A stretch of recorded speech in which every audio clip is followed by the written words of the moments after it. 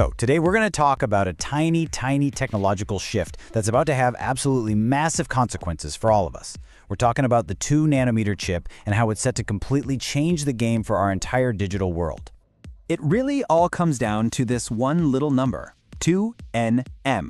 So what does it even mean? And more importantly, why is it about to change, well, pretty much everything, from the phone in your hand to the global balance of power? Okay, let's just try to get our heads around this for a second.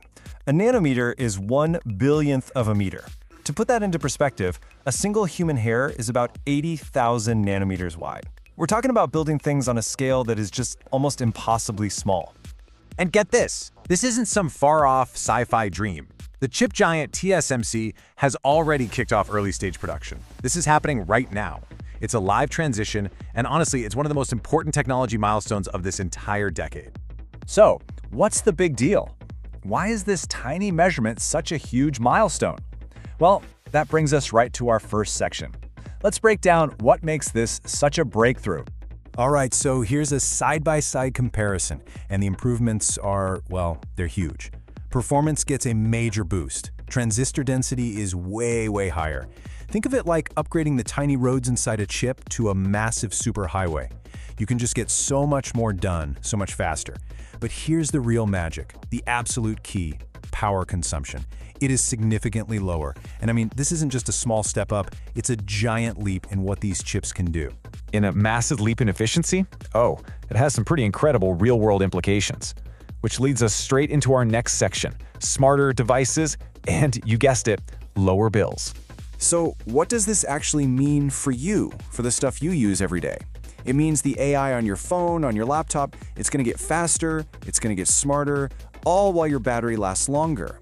We're talking about the real possibility of phones that could easily last 2 full days on a single charge. It means smarter assistants and more powerful creative tools, all running right there on your device without you being constantly chained to a power out. And if you zoom out to the industry level, the impact is even bigger. For companies running these gigantic AI data centers, this is an absolute game changer. They can ramp up their computing power for more complex AI, but without their energy bills just going through the roof. It means they get a much faster, much better return on all those massive AI investments. So who's first in line to get their hands on this new tech? Well, no real surprises here. The early demand is coming from the biggest players in the game. You've got NVIDIA, who's driving this whole AI hardware revolution. You've got Apple, always pushing the boundaries of what our devices can do. And of course, the big cloud platforms that basically run our digital lives. They all need this efficiency to stay on top.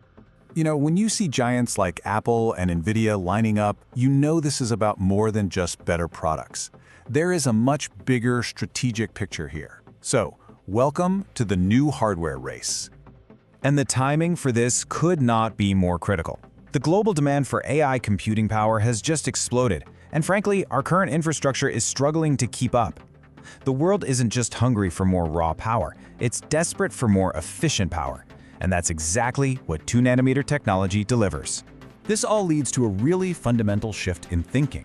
For decades, the mantra was always software is eating the world. But now, as this quote puts it so perfectly, technology is no longer about software alone.